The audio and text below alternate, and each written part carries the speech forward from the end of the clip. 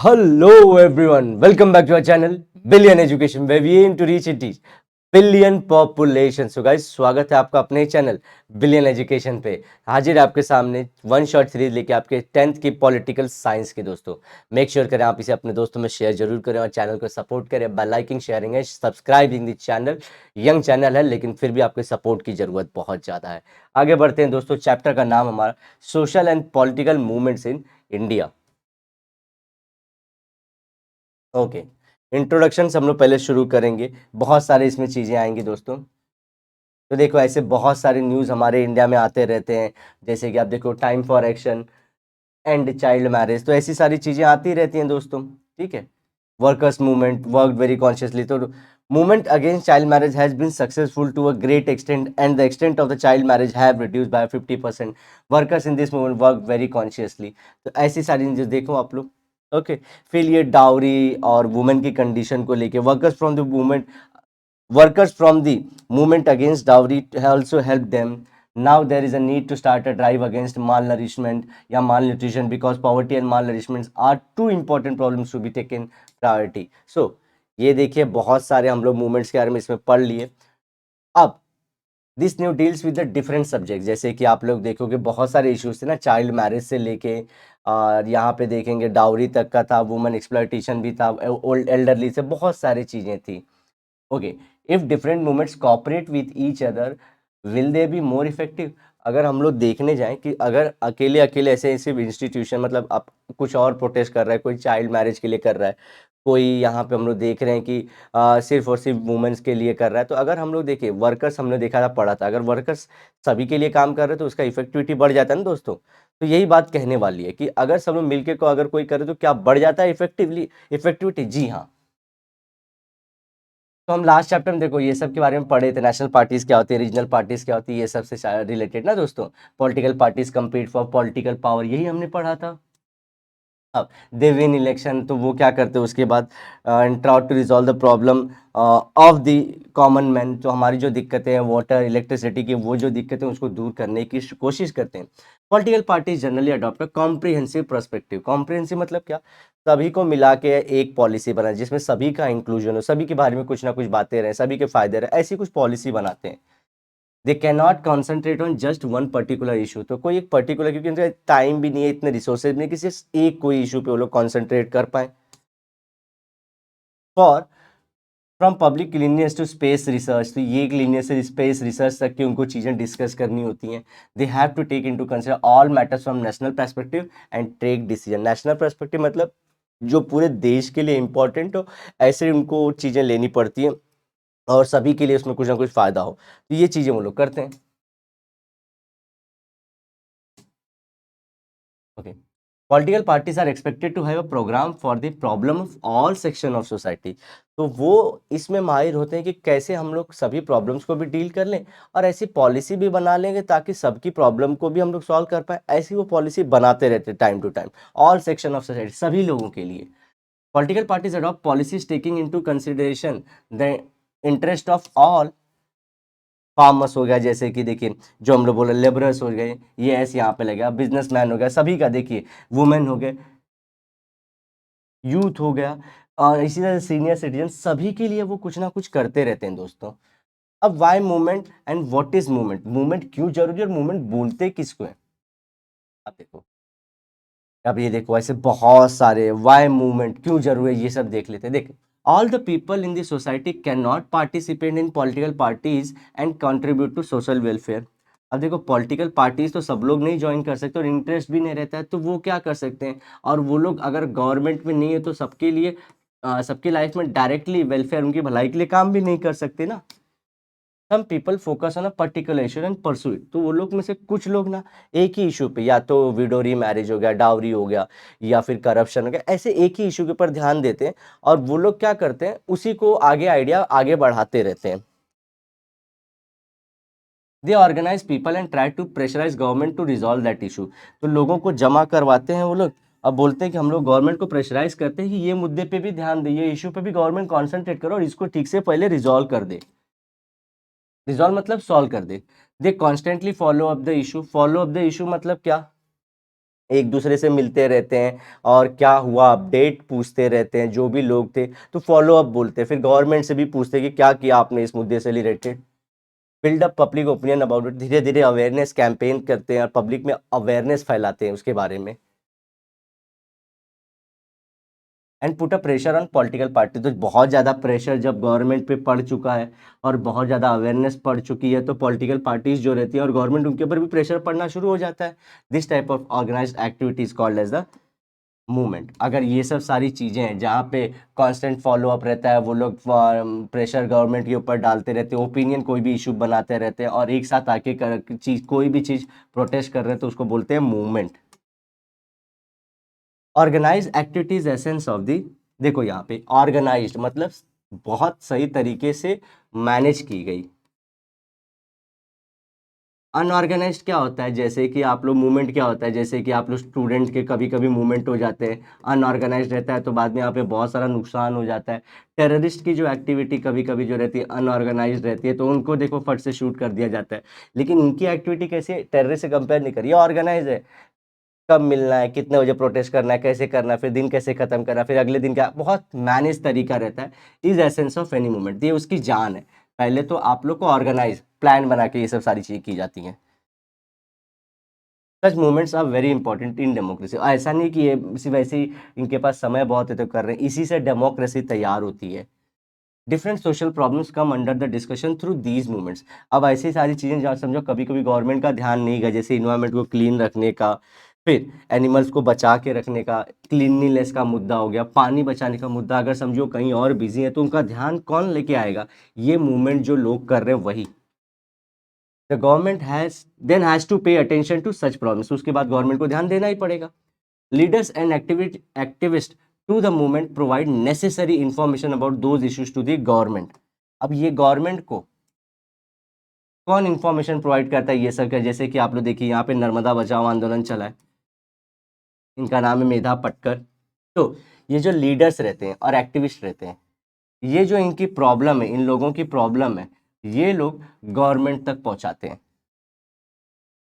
This information is very useful for the government while making policies. तो समझो अगर government dam बना रही थी तो उनको वो ध्यान रखना होगा कि अरे उनकी प्रॉब्लम भी तो है, तो ये सब सारी चीजें वो गवर्नमेंट ध्यान रखती है। द राइट टू प्रोटेस्ट, देखो गाइस, राइट टू प्रोटेस्ट बोला है, राइट टू स्ट्राइक नहीं बोला है।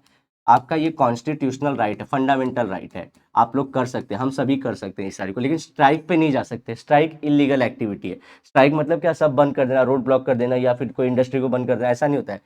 प्रोटेस्ट करिए, पीसफुली प्रोटेस्ट, बिना आर्म्स एंड आर्मामेंट के, कोई हथियार के बिना, is considered right in democracy, बहुत इंपॉर्टेंट है।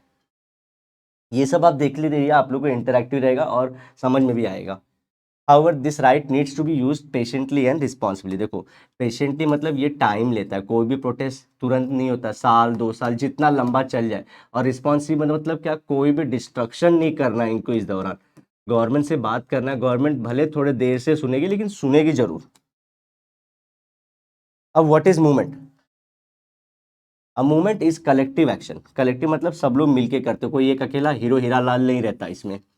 Peoples active participation is expected in the movement. Active मतलब क्या, ऐसे नहीं जाके सिर्फ कि हमको चाहिए ऐसे नहीं, डिस्कस करते हैं, एक दूसरे में पैम्पलेट बांटते हैं, खाना बांटते हैं, एक दूसरे के लिए कंफर्ट देखते हैं कि कैसे ये लोग को हम लोग करना है, कैसे गवर्नमेंट को हम लोग इन्फॉर्मेशन पहुंचाना है, कैसे टीवी मीडिया में पहुंचाना है। तो एक्टिव पार्टिसिपेशन सभी का चाहिए। तो पहली बात तो ये मूवमेंट में चाहिए, कलेक्टिव भी होने चाहिए। A movement can be form when people come together in the interest of particular issue। अब मूवमेंट बनेगा ही क्यों, कोई पर्टिकुलर इशू है, जैसे कि समझो यहाँ पे इन्वायरमेंट का इशू है, कलेक्टिव होना चाहिए ना, कलेक्टिव उनका रहना चाहिए, कलेक्टिव। और उसके बाद हमने और क्या पता था, एक्टिव इंटरेस्ट भी होना चाहिए, एक्टिव पार्टिसिपेशन भी होना चाहिए उनका। लेकिन ये सब कब होगा, जब कोई इशू होगा ना, तो कोई इशू रहता है उसके अराउंड ये सब सारी चीजें होती हैं। For example pollution can be a single issue for which movement can be form. तो ये सब सारे एग्जाम्पल हो गए। A movement has a particular social objective और अ प्रॉब्लम। तो जैसे हमने बोला सोशल ऑब्जेक्टिव मतलब सोसाइटी को सुधारने वाला कोई ऑब्जेक्टिव या कोई प्रॉब्लम होगा सोसाइटी से related. For example movement against corruption inset ending corruption. तो कुछ लोग जमा हुए, एजिटेशन मतलब मूवमेंट किए, क्यों, ताकि करप्शन खत्म हो पाए। Next, movement has a leadership, मतलब उनके पास लीडरशिप होती है, मतलब उनको एक गाइड करने वाला बंदा रहता है या बंदी रहती है, जो लोग को बोलते हैं ना कि ऑर्गेनाइज्ड रहता है, हमने पहले पढ़ा था। उनको राह से रास्ते से भटकने नहीं देता, उनको डिस्ट्रक्शन करने से रोकता है, और कैसे हम लोग को 1 साल तक या 2 साल तक ये कंटिन्यू रखना है, ये सब एक लीडर बताता है। तो एक लीडरशिप होती है, leadership keeps the movement active, तो इसमें जान भर के रखा रहता है हमेशा। A movement has a particular social objective और प्रॉब्लम, ये हम पढ़ चुके हैं। Movement against corruption and and ये तो क्या क्या हो गया, हमने ये पढ़ लिया। इसमें ऑब्जेक्टिव्स होते हैं कि क्या करना है, ये मूवमेंट में होता है। दूसरा प्रोग्राम ऑफ एक्शन होता है, प्रोग्राम ऑफ एक्शन मतलब हम लोग कोई भी चीज़ कैसे कैसे करने वाले हैं, ठीक है। एंड थर्ड स्ट्रैटेजी होती है ऑफ एजिटेशन, कि कब हम लोग एक साथ आएंगे, कब हम लोग मीडिया के पास जाएंगे, और एजिटेशन मतलब सरकार के सामने नारे कब लगाने हैं, और किस टाइम पे बहुत ज़्यादा सरकार हमारी बातें सुनेगी, और उसके लिए क्या होगा, प्रोग्राम ऑफ एक्शन रहेगा। पर्टिकुलर वो लोग क्या करेंगे, प्लान बना के रखे रहेंगे। Strong leadership makes the movement effective, तो देखो अगर लीडरशिप जो उनको रास्ता दिखा रहा है, अगर वही स्ट्रॉन्ग लीडरशिप है तो मूवमेंट भी इफेक्टिव हो ही जाती है। अगर लीडरशिप वीक है तो भले कितना अच्छा मुद्दा रहे, मूवमेंट इफेक्टिव नहीं हो पाता। मूवमेंट हैज ऑर्गेनाइजेशन, ऑर्गेनाइजेशन मतलब क्या होती है, एक जगह जहाँ पे सारे लोग आके मिलते हैं, या सारे लोग जहाँ पे मिलके आ जाएं, वो जगह को पूरे लोगों के मीटिंग प्लस वो जो लोग हैं उनको ऑर्गेनाइजेशंस बोलते हैं। तो मूवमेंट के लिए एक ऑर्गेनाइजेशन, क्योंकि भाई ये दिनों तक चलने वाला है, एक दिन में नहीं खत्म होने वाला, तो इनके पास ऑर्गेनाइजेशन पीपल का सपोर्ट भी रहता है, और दूसरा ये लोग के पास पब्लिक भी रहती है। Without organisation it becomes difficult to follow up the issue. Follow up the issue मतलब क्या, कि अगला क्या करना है, किसको बताएंगे, कैसे बताएंगे, कहाँ करना है, कब करना है, ये सब चीज़ें जब जगह रहेगी, जब लोग रहेंगे, जब मीटिंग होती रहेगी, अगला क्या करना है, पिछला क्या हुआ था, ऑर्गेनाइजेशन रहेगी, तभी ये सब सारी चीज़ हो पाएगी। और फॉलो अप करना के लिए बहुत जरूरी होता है कि अगला क्या एक्शन है हमारा। Farmers organisation works for farmers movement, तो ये फार्मर्स ऑर्गेनाइजेशन मतलब फार्मर्स मिलके आते हैं, इनकी एक जगह रहती है जहाँ पे ये लोग फार्मर्स मूवमेंट को अपने आगे बढ़ाते हैं। Any movement requires public support. People should feel connected to the issue that is undertaken by the movement. तो देखो पहले तो पब्लिक सपोर्ट होना चाहिए, और उनको क्या कनेक्टेड फील होना चाहिए कि हाँ भाई ये हमारा मुद्दा है, उनको अपना मुद्दा नजर आना चाहिए, तब वो लोग कनेक्टेड फील करते हैं, और मूवमेंट क्या होता है फिर से इफेक्टिव हो पाता है। Movement have a programme of action, तो ये हमने पहले भी बोला था, प्रोग्राम ऑफ एक्शन मतलब पूरा कैसे कैसे करना है, प्लान पूरा बन के रह रहता है। Which help them to shape the public opinion, अब ये तरीके कैसे कैसे आइडियाज़ अपनाते हैं, कैसे इनका प्लान है, उस हिसाब से पब्लिक अपनी ओपिनियन, अगर इनका प्लान बहुत वीक है तो पब्लिक का ओपिनियन भी वीक होगा, और अगर इनका प्लान स्ट्रांग है तो पब्लिक का ओपिनियन भी बहुत स्ट्रांग होगा, पब्लिक का सपोर्ट मिलेगा, ऑर्गेनाइजेशन और स्ट्रांग होगी, और मूवमेंट और इफेक्टिव होगा। चलो ट्राइबल मूवमेंट कर लेते हैं। अब इसमें से पहले एक चीज़ और करिए, अब डू यू नो वाला पॉइंट आपके बॉक्स मटेरियल, कि civic problem needs not only be social from social sphere, social stratification, domestic violence, ऐसी सारी चीज़ें भी हो सकती हैं जो घर के अंदर होती हैं। They can emerge from any section of society, पहली बात तो, और किसी भी सेक्शन ऑफ सोसाइटी, चाहे लोअर कोई भी रिलीजन का हो सकता है, कोई भी कास्ट का हो सकता है, ठीक है। इकोनॉमिक प्रॉब्लम, पॉलिटिकल, और कुछ भी हो सकता है, पॉलिटिकल प्रॉब्लम भी हो सकता है, कुछ भी हो सकता है। In India, especially in Maharashtra, many social reforms movement were started and society started getting modernized. तो ये सब सोसाइटी को सुधारने के लिए चीज़ें आती हैं, और आज देखिए मॉडर्न जो महाराष्ट्र है वो मॉडर्न हो चुका है। Our struggle for independence was also a social movement, तो देखिए ये भी एक सोशल मूवमेंट ही था। सोशल मूवमेंट क्या था, सोसाइटी का पार्टिसिपेशन। तो इंडिपेंडेंस पाने के लिए हम लोग सब लोग एक साथ आए थे ना, तो देखिए ये भी एक मूवमेंट का ही एग्जाम्पल है। The issues like protecting the right of citizen, right to vote, minimum wages, कितनी मिनिमम पगार होनी चाहिए, कि इससे नीचे तो हम लोग किसी को पगार देंगे नहीं इंडिया में, वो फिक्स करना।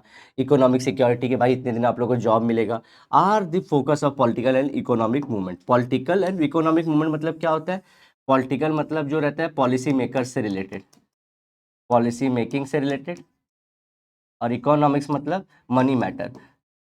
तो कुछ ऐसे मनी वाली पॉलिसी बनाइए जिससे लोगों का भला हो, तो ये सब हम लोग मूवमेंट में ही जोड़ते हैं। स्वदेशी movement is an important economic movement. स्वदेशी मतलब हम लोग खुद की कंट्री में बनाएंगे हर एक सामान, हम लोग ब्रिटेन वालों पे डिपेंड नहीं रहेंगे। ये कैसा मूवमेंट था, इकोनॉमिक मूवमेंट था। नो डाउट सोशल मूवमेंट का सब टाइप था। सोशल मूवमेंट में ही हम लोग बोलते हैं कि जहाँ पे सोसाइटी को सुधारने के लिए चीज़ें की जाती हैं। इकोनॉमिक मूवमेंट मतलब देश के मनी को सुधारने के लिए चीज़ें की जाती हैं। और पॉलिटिकल मूवमेंट हम लोग मतलब क्या बोलते हैं? पॉलिटिकल मूवमेंट मतलब पॉलिटिक्स को सुधारने के लिए, पॉलिसीज को सुधारने के लिए देश के किया जाता है। तो 3 टाइप के मूवमेंट आप लोग पढ़ चुके हो। अब इंपॉर्टेंट मूवमेंट्स इन इंडिया, पहला आता है ट्राइबल मूवमेंट। मतलब ट्राइबल मतलब आदिवासी।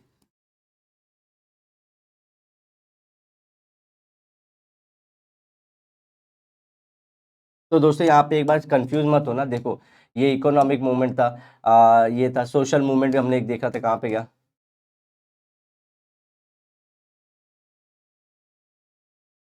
देखो फ्रीडम ऑफ सोशल सोसाइटी पूरी इन्वॉल्व हो गई थी, लेकिन उसके अंदर बोल सकते हैं ना सोशल मूवमेंट के साथ साथ हमारी थोड़ी सी इकोनॉमिक और पॉलिटिकल भी जुड़ी थी, तो ये सब तीनों जुड़े रहते हैं, ये ध्यान रखना जो मैंने ये तीनों लिखा। ट्राइबल मूवमेंट आदिवासी लोगों से रिलेटेड, देखो in the pre independence period the British government deprived the tribal people of their right to livelihood on the forest resources. देखो इनके लिए जो भगवान है दोस्तों, और जो इनका घर है वो जंगल होते हैं। वो क्या होते हैं? जंगल, फॉरेस्ट। अब ब्रिटिशर्स ने क्या होता है, उनको रेलवे के ट्रैक्स बनाने थे, इंफ्रास्ट्रक्चर बनाना था, तो जो लकड़ी यूज़ होती थी, जो जगह यूज़ करता था, तो वहाँ पे जनरली कौन रहते थे? ट्राइब्स रहते थे।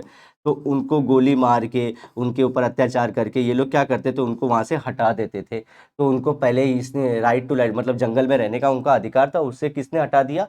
ब्रिटिशर्स ने पहले हटाया था। Next, there was a tribal uprising, तो इसकी वजह से वो लोग गुस्सा हो गए और अपना एक साथ आके उसके अगेंस्ट में बोलना शुरू किए, जैसे कि छोटा नागपुर में कोलम कम्युनिटी लोगों ने किया था, उड़ीसा में गोंड ने किया था, महाराष्ट्र में हमारे कोली एंड भील लोगों ने किया था, दो ट्राइब ने किया था, और रमोशी ट्राइब्स ने भी किया था। बिहार के अंदर हमारे संथाल ने और मुंडा ट्राइब ने किया था।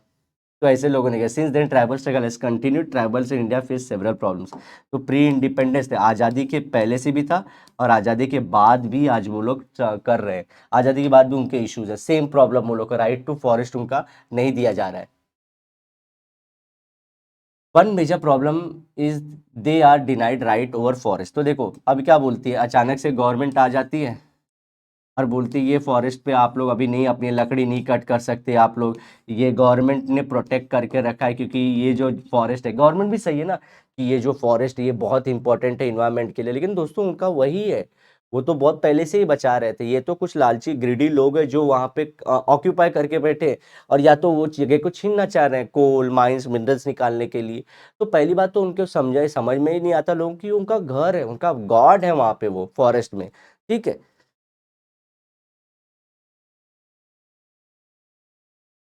The main demand of the tribal movement is to accept their right over forest. तो पहली बात तो कि जो फॉरेस्ट है उससे उनका अधिकार है, ये बात तो पहले मान लिया जाए। And they should be allowed to collect products of the forest and also should have a right to cultivate on the forest land. तो देखो ये बोलते हैं कि भाई हम सदियों से, आप लोग पहले शहर में रहे थे, फिर गवर्नमेंट बना लिए, फिर डेमोक्रेसी बना लिया आप लोग, फिर आके हम लोग पे लॉ बना दिए। अब वो लॉ हम लोग कैसे अचानक से फॉलो कर ले? भाई हम तो ये तौर तरीके नहीं जानते हैं। तो हमको 3 चीज़ें दे दो, पहले तो हमारा राइट ओवर फॉरेस्ट दे दो, दूसरा अगर कोई प्रोडक्ट उसमें से आम अमरूद गिर रहे हैं तो वो प्रोडक्ट्स हमारे होने चाहिए, हनी भी। और तीसरा अगर हम लोग को लग रहा है खेती करना चाहिए लैंड पे तो करने को अलाउ करो हमको। ठीक है। फार्मर्स मूवमेंट, हमारे शेतकरी भाव लोग का।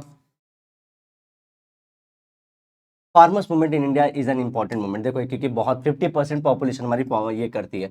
During British period farmers started getting organise due to anti agriculture policies of the British colonial government. तो ये क्या था? अगेन देखो इंडिपेंडेंस से पहले ये लोग ब्रिटिशर्स के अगेंस्ट प्रोटेस्ट कर रहे थे। क्यों? क्योंकि एंटी एग्रीकल्चरल पॉलिसीज थी।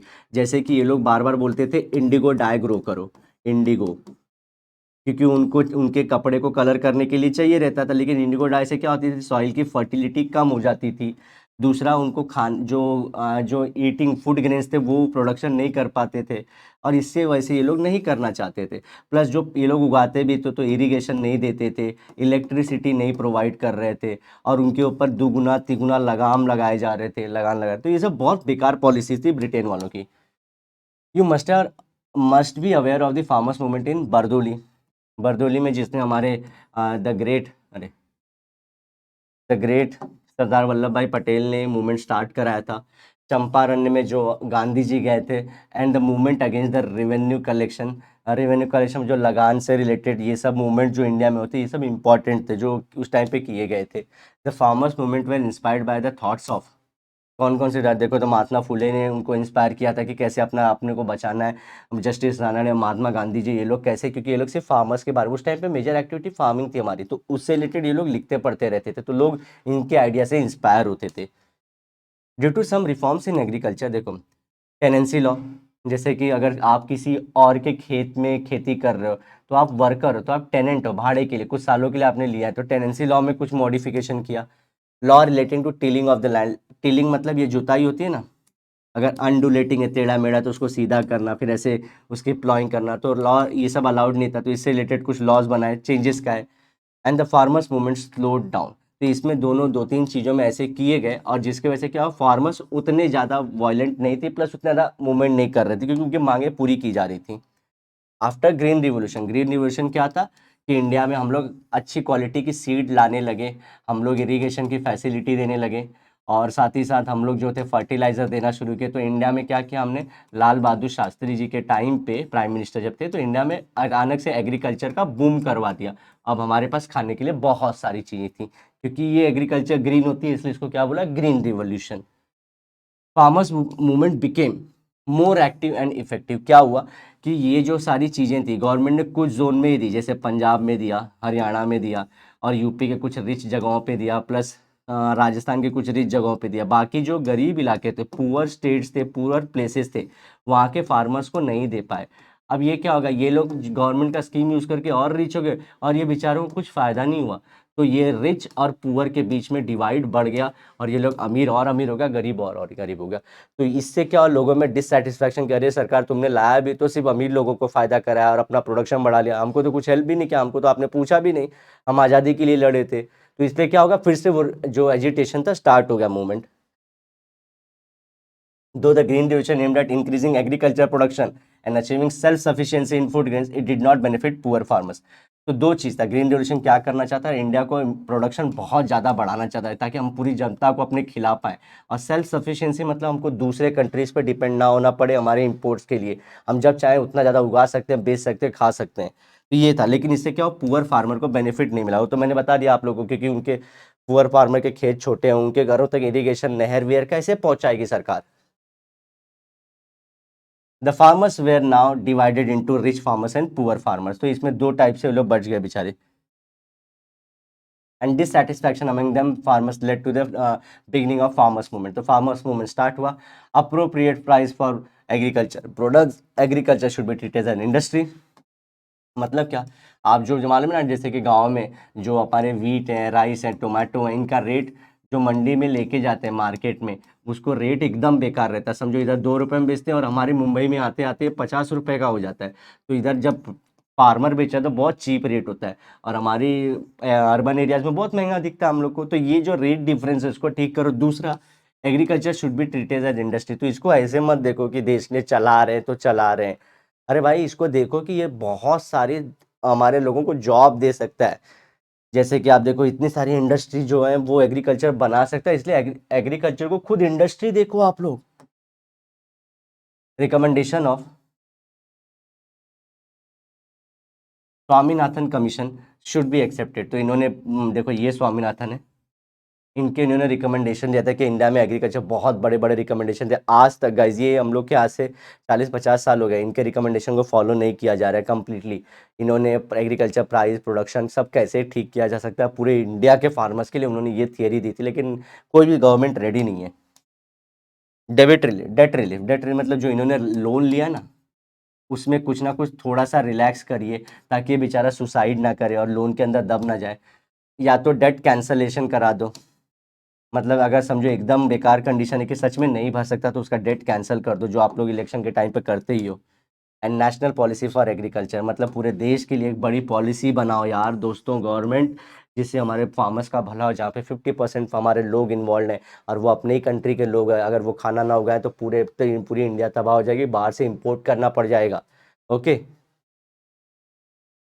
Are some of the demands of farmers movement, तो ये सब डिमांड करते हैं। शेतकरी संगठन, तो देखो ये सब दिया गया, शेतकरी संगठन, भारतीय किसान यूनियन, ये सब कुछ organisation, all India Kisan Sabha are some of the important farmers organisation in India. अब चलते हैं हम ट्रेड यूनियंस के बारे में। तो देखिए, एग्रीकल्चर से रिलेटेड हमारे जो ऑर्गेनाइजेशन थे तो हमने उसके बारे में किया था। इंडस्ट्री से रिलेटेड जो रहते हैं उसको बोलते हैं trade organisation. Trade union India emerge in the background of industrialisation. अब क्या हुआ, इंडस्ट्रियलाइजेशन हुआ ना दोस्तों, तो यहाँ पे क्या हुआ, हैंडमेड हैंडमेड को हटा दिया गया मशीन से, तो बहुत ज़्यादा जॉब लॉस होने लगा। अब जॉब लॉस होने लगा और प्लस क्या होने लगा, ये जॉब लॉस हुआ तो कुछ लोगों ने बोला अरे ऐसे कैसे, हमारे हैंडमेड इंडस्ट्री को हटा के लोग मशीन लगा, हमारी जॉब हटा दी। दूसरा, जो लोग बड़ी बड़ी इंडस्ट्री में काम कर रहे थे तो उनके लिए हेल्थ पे बहुत इम्पैक्ट पड़ रहा था, उनका इंश्योरेंस नहीं था, उनका पेंशन नहीं था, प्लस उनके पास सेफ्टी नहीं थी। अगर मशीन ने उनको ख़त्म कर दिया तो क्या करेंगे, ऐसा कुछ था नहीं अगर अच्छी मशीन आ रही थी।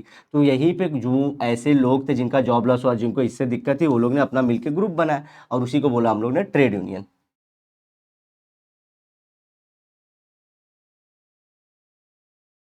चलो,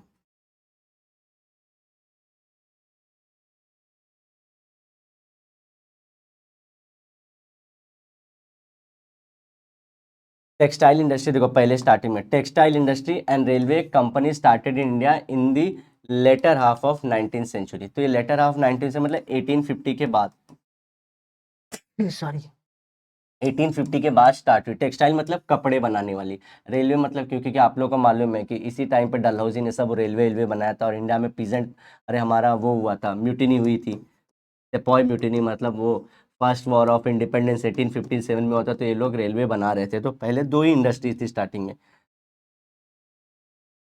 1890 railway workers went on strike for their demands. तो उनके देखो, पगार नहीं बढ़ाई जाती, खाने को पानी को ये सब सारी दिक्कत की जा रही थी, प्लस इनका वर्किंग कंडीशन ठीक नहीं, तो ये लोग चले गए स्ट्राइक पे।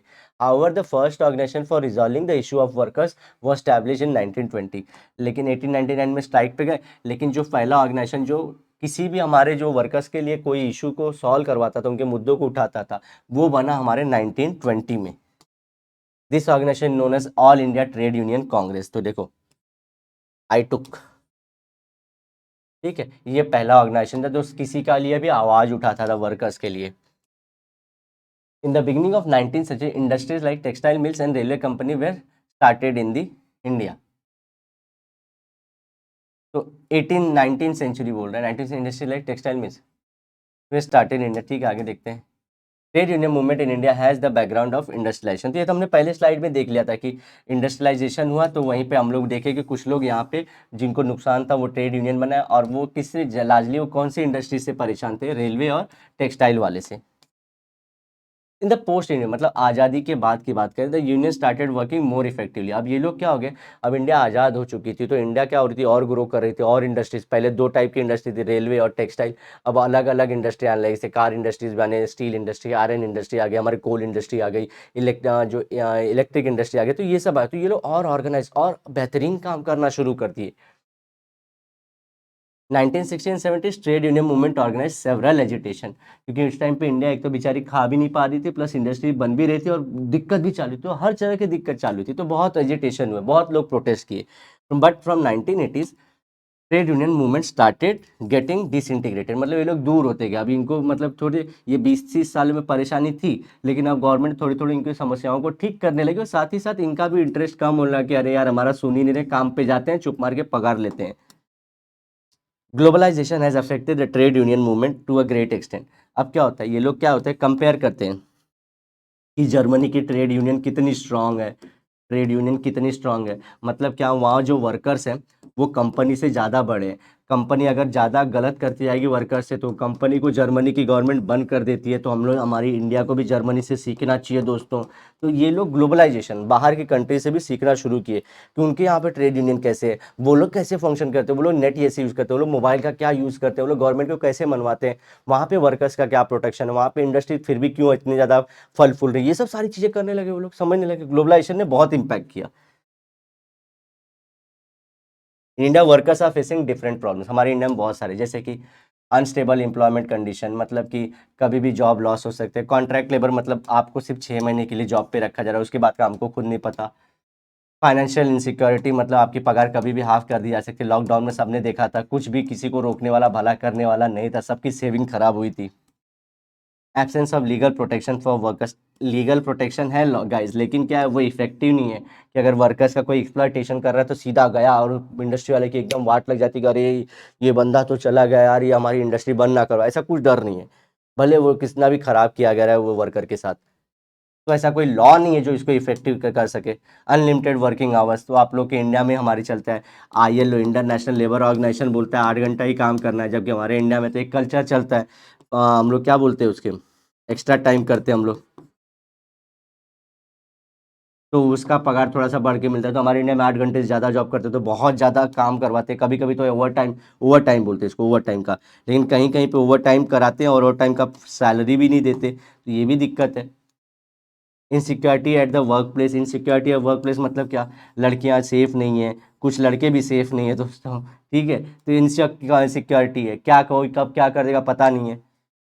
हेल्थ हजार मतलब मालूम पड़ा, देखो ऐसे गिर गया या आग लग गई, क्या करेगा बंदा, are some of the problems. Important movements in India देखो, डॉक्टर जो राजेंद्र सिन्हा राणा थे, known as a water man of India, has brought water revolution in Rajasthan. Water revolution मतलब क्या, इन्होंने बहुत सारे ना जोहार्स बनाए थे, तालाब बनाए थे, कि वो आप लोग जानते हो राजस्थान में बारिश बहुत कम होती है, तो वहाँ पे पानी की दिक्कत हमेशा रहती है, तो इस प्रॉब्लम को सॉल्व किसने किया, हमारे राजेंद्र सिंह राणा ने। ये लोग ने इनको क्या बोलते हैं राजस्थान में, वाटरमैन। देखो, he became famous because of building of thousands of जोहार इन राजस्थान। तो ये देखो इस तरह से इन्होंने बहुत सारे ऐसे पॉन्ड लाइक स्ट्रक्चर बनाए, और इसमें क्या वाटर, जब बारिश होती थी पानी जमा होता था, कोई वाटर वेस्ट नहीं होता था। ये revived rivers in desert of Rajasthan, तो इन्होंने इतना पानी जमा कर लिया कि ये आजू बाजू की जो नदियां थी फिर से जाग गई। ही formed an organisation called Tarun Bharat संघ, विच वर्क फॉर बिल्डिंग 11,000 जोहार। कैसे कितने पॉइंट बनाए, नियरली 11,000 पॉइंट बनाए इन दी हंड्रेड्स ऑफ विलेजेस, तो बहुत सारे गाँव में इन्होंने काम किया। All over India started A campaign for water conservation revival of reverse, तो वाटर पानी बचाओ और दूसरा नदियों को वापस से लेके आओ, गायब मत करो उनको। आपको तो पता होगा हमारी मीठी नदी कुरला की जाके देखो तो लगता है कि अब नाला है, नो डाउट नदी है, हम लोग को ऐसे प्यार से ही बात करें, लेकिन गाइस इतनी खराब कंडीशन है, कोई ध्यान नहीं दे रहा, आधे तक बच्चों को लगता है कि वो नाला है। सोचिए, फॉरेस्ट कंजर्वेशन, तो इन्होंने बोला कि सिर्फ पानी पानी मत करो, पानी बचता है जब फॉरेस्ट बचते हैं, तो फॉरेस्ट को भी कंजर्व करो। वाइल्ड लाइफ, और फॉरेस्ट में कौन रहते हैं, वाइल्ड लाइफ, उनको भी बचाओ। चलो, इस सोशल में active active for last 31 years and he won the, देखो इनको स्टॉकहोम वाटर प्राइज मिला, ठीक है, अब ये यूरोप है, स्टॉकहोम कहाँ पे, यूरोप में। An award known as Nobel prize of the for the water, तो जो हम लोग बोलते हैं नोबल प्राइज होता है वो नहीं है, इसका नाम है स्टॉकहोम वाटर प्राइज। तो वाटर की फील्ड में जो नोबल सबसे बड़ा अवार्ड है वो इनको मिल चुका है। Okay, women's movement. अब अगेन प्री इंडिपेंडेंस इंडिया में क्या होता है, अब देखो हम लोग बोलते हैं ना हर एक सक्सेसफुल इंसान मतलब मैन के पीछे एक वुमेन का हाथ होता है, लेकिन आप लोग देखोगे इंडिया में कि हमारे वुमेन को आगे लाने में मैन का हाथ था। वुमेन को स्ट्रांग बनाओ, एजुकेट करो, उनको दुनिया भर के सोशल प्रॉब्लम से ऊपर लेके आओ, इसमें पहला अगर जागरूक किसी ने किया था तो वो इंडियन मैन थे गाइस। इसलिए बोलते हैं Indian mans are not that bad, सब लोग बोलते हैं ये बात, तो आप लोग भी समझ लीजिए, we are good. In pre independence period the progressive and men and women in the India like, देखो बहुत सारे आप लोग, Ishwarchand Vidyasagar, Raja Ram Mohan Roy the first modern man of India, Mahatma Jyotirao Phule, उनकी जो थे सावित्रीबाई फुले, महर्षि दंडो केशव कार्वे, पंडिता रमाबाई रानडे, इनका नाम आप लोग अपने फर्स्ट चैप्टर में हिस्ट्री में सुने रहोगे। देखो ये लोग ने बोला कि औरतों को, हम लोग को आगे जाना पड़ेगा, took initiative of ending the practice of sati and child marriage. Child marriage मतलब बच्चे की एज में उन लड़कियों की शादी हो जाना या लड़कों की शादी हो, सती मतलब क्या, हस्बैंड की डेथ हो गई है तो उनकी चिता के ऊपर ये लेडी को भी सुला देने का, और इनको भी यहाँ पे मार डालते थे लाइव ही, तो ये सती था, ये बहुत खराब था। तो women's movement, the women's movement aimed at, देखो क्या क्या इनके थे, एलिमिनेटिंग इनजस्टिस अगेंस्ट वुमेन, कोई भी अगर उनके साथ अन्याय हो रहा है उसको हटाना है। दूसरा, एंडिंग देयर एक्सप्लॉइटेशन, तो उनको अगर कोई एक्सप्लॉइट कर रहा है, उनको परेशान कर रहा है तो वो हटाना। Participation actively in the social life, तो जैसे कि जो मर्द लोग हैं सोसाइटी में घूमते रहते हैं, हर हर एक चीज़ में डिसीजन देते हैं, रोड रेलवे सब बनाते हैं, जैसे वो लोग हैं वैसे ये भी एकदम एक्टिवली काम करें। Help them to lead the respectful life, तो वो खुद भी अपनी एक रिस्पेक्टफुल लाइफ जिए जैसे मैन जीते हैं, ये सब सारे उनके थे। रिफॉर्म्स सच एज, देखो, विडो रीमैरिज, अगर एक औरत विधवा हो चुकी है तो उसका वापस से शादी होना आज ही इंडिया में लगता है, लेकिन आज से 200 साल पहले ऐसे औरतों को पनौती मानते थे इंडिया में, सोचो दोस्तों। लेकिन ये आज चीज़ें ठीक हो चुकी हैं। राइट टू वोट, बहुत सारी कंट्री इवन यूरोपियन और जो अमेरिकन थे वो वुमेन को इक्वल मानते ही नहीं थे। सेम इंडिया में भी हमारे जो ब्रिटिशर्स थे प्लस कुछ मेन थे वो अलाउ नहीं कर रहे थे वुमेन्स को कि ये वोट देंगे, लेकिन फिर भी हमारे डॉक्टर बाबा साहेब अम्बेडकर और बहुत सारे रिफॉर्मर्स ने बोला कि नहीं, इनको इक्वल राइट होना चाहिए, राइट टू वोट होना चाहिए, वुमेन का एजुकेशन होना चाहिए। और were possible because of the work of these reforms, तो उन्होंने ये सब काम करवा के दिया जिनका फोटो आपने पीछे देखा। After independence the constitution gave equal rights to women in all fields. हर जगह भी वुमन रहेंगी, चाहे एजुकेशन, चाहे इंजीनियरिंग हो, चाहे नीट हो, मेडिकल के एग्जाम्स हो, चाहे लॉयर या कोर्ट में हो हमारे या जज हो, सब जगह हैं वो लोग। In spite of the that women were not treated equal in several fields. अभी भी लेकिन नो डाउट चीज़ें अच्छी हुई हैं, लेकिन अभी भी इक्वल नहीं हुई हैं। During this period women's movement aimed at freedom of women. Freedom of women मतलब क्या, देखिए ये देखिए, ये पाकिस्तान के हैं जिनको नोबेल प्राइज़ मिला है, ओके। तो इन्होंने एजुकेशन के लिए उठाया था। तो वुमेन को फ्री करना है, सोसाइटल जितने भी प्रॉब्लम्स हैं उनसे उनको फ्री करना है, okay. The movement demanded that the women should be treated as human being. तो मतलब आप पहली बात तो छोड़ दो कि हम मेन के इक्वल होना चाह रहे हैं या हम अलग बनना चाह रहे हैं या देवी बन जो भी रहे, लेकिन बोलते हैं हमको एज अ ह्यूमन ट्रीट करो, एक जैसे कोई ह्यूमन दिखता है, irrespective of race, sex, gender, कुछ भी ह्यूमन है तो उसकी एक रिस्पेक्ट होती है। तो बोलते हैं हम उसको भी ह्यूमन मानो और इक्वल ट्रीट करो हमको और अच्छे से रिस्पेक्ट दो। Women's movement in later period, women participated to great extent in the movement against, किसमें किया वो लोग ने, करप्शन में। देखो जो ये हम लोग बोलते हैं ना करप्शन एक मूवमेंट था, उसमें भी औरतें थी। कास्ट डिस्क्रिमिनेशन होता था तो जबकि अपर कास्ट लोअर कास्ट का उसमें भी औरतों ने पार्टिसिपेट किया। रिलीजियस एक्सट्रीमिज्म, एक्सट्रीमिज्म मतलब कोई भी रिलीजियस वाला खराब काम कर रहा है, कोई भी रिलीजन में खराब काम थे, खराब प्रैक्टिस है, सभी औरतों ने पार्टिसिपेट किया। Which made the movement them aware of injustice against their own self. तो उसका क्या था, पहले उसको अपनी दिक्कत दिखती थी, लेकिन अब उसको और औरतों के बारे में और सोसाइटी की औरतों के बारे में प्रोग्रेस कितना है, रिग्रेस कितना है, आगे कितने पीछे, सब मालूम पड़ने लगा और अपने अपने साथ होते हुए इनजस्टिस को भी समझा। Women started talking taking initiative in organisation against such injustice. तो वो जो इनजस्टिस हो रहा था अब उसके अगेंस्ट वो लोग मूवमेंट करना शुरू कर दिया और ऑर्गेनाइज होना शुरू कर दी। And in India women's movement is not homogeneous in nature. मतलब क्या है, अब हम पाते हैं कि ऐसा होना चाहिए जो भी इंडस्ट्री जाके पहुंच जा रही है, लेकिन होमोजीनियस नहीं, सबका मुद्दा एक नहीं है। जैसे किसी का मुद्दा जॉब है, कुछ औरतों का मुद्दा जो है वो गवर्नमेंट में जो लॉ है वो खराब उससे लेके, कहीं पे वर्क प्लेस पे इक्वल अपॉर्चुनिटी इक्वल पगार को लेके है, कुछ जगहों पे ट्रिपल तलाक जैसे इशू हैं, कहीं पे टेम्पल एंट्री। तो होमोजीनियस नहीं, सब लोग सेम नहीं है और सब लोग सेम नहीं है, कहीं पे अमीर है कहीं पे गरीब है, तो अलग अलग है, मूवमेंट हो रहे हैं लेकिन सब क्या है, अलग अलग नेचर के हैं, समझे।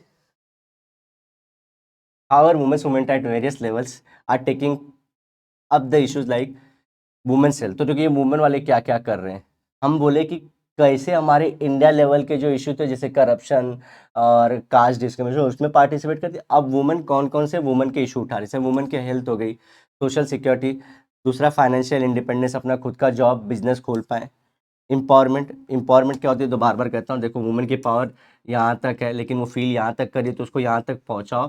तो ऑलरेडी ये पावर है लेकिन वो फील यहाँ पे कर रही है, तो इसी को यहाँ तक पहुँचाने को बोलते हैं empowerment.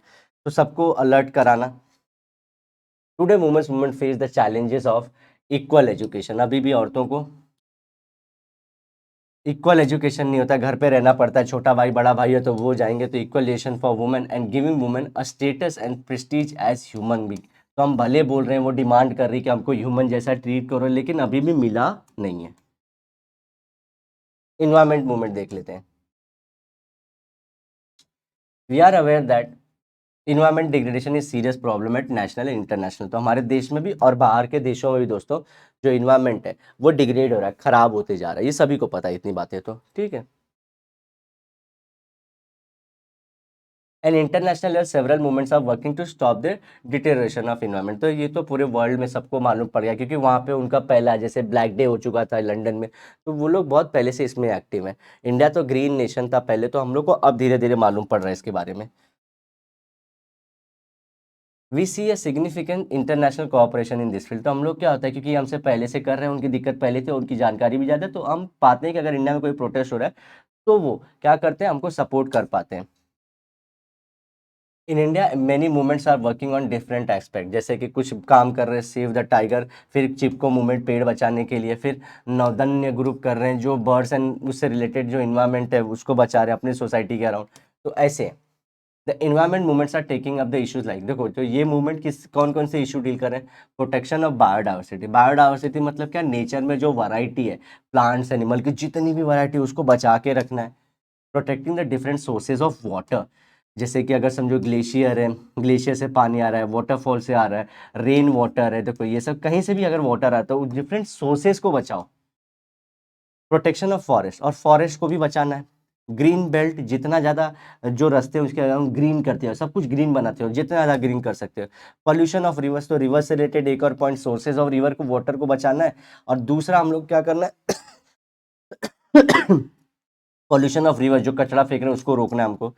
Use of chemicals and their ill effect etcetera, तो लोगों को इसके बारे में अवेयर कराना और सरकार को पॉलिसी बनाए केमिकल का यूज को कैसे करें और नेचर को ज़्यादा मतलब नेचुरल चीज़ें ज़्यादा यूज करें। कंज्यूमर मूवमेंट देख लेते हैं, चलो। Consumer movement emerge in India after consumer protection act came into existence into 1986। तो देखो, इसके पहले हम लोग सब बोल रहे थे कि एक प्री इंडिपेंडेंस के पहले था और एक इंडिपेंडेंस के बाद था, लेकिन ये वाला मूवमेंट कब स्टार्ट हुआ, आफ्टर इंडिपेंडेंस, जब ये एक्ट आया।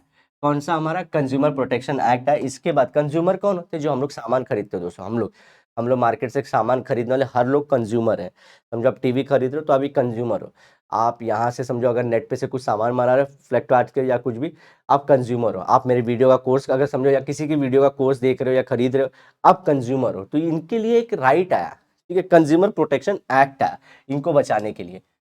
This movement has a broad objective, इसका ऑब्जेक्टिव बहुत बड़ा बड़ा था। कैसा कैसा, the movement believes that each member of society is a consumer. तो मैंने बोला ना, आप हर कोई कंज्यूमर हो, क्योंकि आप कहीं ना कहीं से कोई ना चीज़ कंज्यूम करते हो तो खरीदते ही रहते हो, कुछ ना कुछ तो खरीदोगे। पक्का अपनी जिंदगी में कहीं ना कहीं एक लेस का पैकेट भी खरीदोगे या तो कुछ ना कुछ खरीदते रहते हो। तो we all are consumer. Due to the changing nature of social and economic system, the consumers face different problem. तो देखो आज कितना सिस्टम इवॉल्व हो गया, Amazon, Flipkart, online international trade हो रहा है, तो ये चीज़ें और कॉम्प्लेक्स होती जा रही हैं। अब इतना ज़्यादा कॉम्प्लेक्स हो रही है तो गवर्नमेंट को जानने पहचानने और उसको क्लब करने में बहुत टाइम लग रहा है। लेकिन तब तक क्या हो रहा है, जो बेचारा सामान खरीद रहा है उसका एक्सप्लॉयटेशन हो जा रहा है। तो एक दिक्कत आ रही है ये कंज्यूमर्स को लेके। अडल्ट्रेशन मतलब क्या, देखिए फूड की क्वालिटी को चेंज कर रहे हैं, क्योंकि हमारा इंडिया में पॉपुलेशन बहुत है और उसको गवर्नमेंट को कुछ और ही मुद्दे से करप्शन रोकना, डेवलपमेंट करना, लेकिन ये सब मुद्दे भी तो हैं कि अडल्ट्रेशन मतलब क्वालिटी फूड की चेंज की जा रही है। इंक्रीज कॉस्ट ऑफ आइटम्स, मतलब जानबूझ के किसी चीज़ का रेट लिख देंगे 2,000 रुपये और उसको कट करके बोलेंगे 400 रुपया। अब रियल में वो चीज़ का रेट है 100 रुपया, लेकिन क्या दिमाग से गेम खिलाइए। हाँ, तो ये खराब चीज़ है, प्रैक्टिस है ना दोस्तों।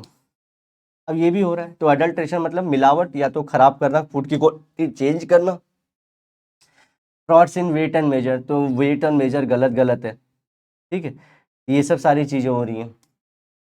Are some of the problems, the consumer movement works to protect the consumer from such type of fraud. तो ऐसे तो 3 फ्रॉड बताए, लेकिन इससे तो बहुत ज़्यादा फ्रॉड होते हैं, और कंज्यूमर प्रोटेक्शन एक्ट या कंज्यूमर मूवमेंट इसी से बचाता है सबको। The movement increased the participation of people in public life. The post-1980 movements are called as a neo-social movement, as their nature is different from the earlier movements.